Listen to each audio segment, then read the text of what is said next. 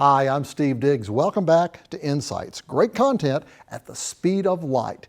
In today's lightning round, I want to talk with you about how to kill a conflict, how to overcome a conflict. And I'm going to suggest that there are 4 ways to do this. First off, we need to understand that when there is a conflict, there are going to be 2 people involved. And in many cases, these 2 people are going to be going in different directions.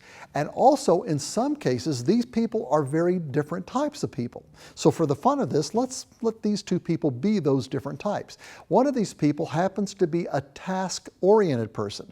This is the person who doesn't care how hard he has to push, how hard he has to drive, and in many cases who he steps on to get what they need done. This is that type A personality. This is the personality that whose idea it is that romance is nothing more than kill and eat. This is the type A personality.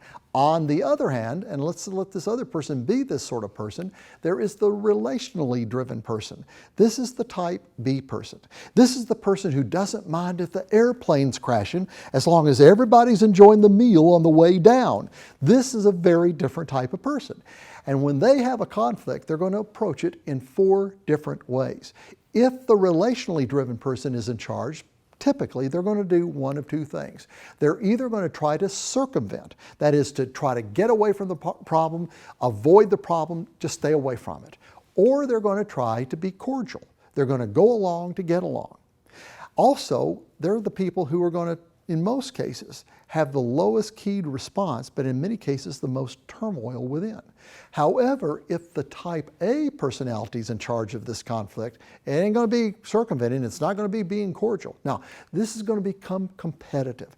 They're going to compete to try to get this thing accomplished the way they feel like it should be accomplished. But on their better days, type A's and type B's do something else. This is when they learn how to collaborate.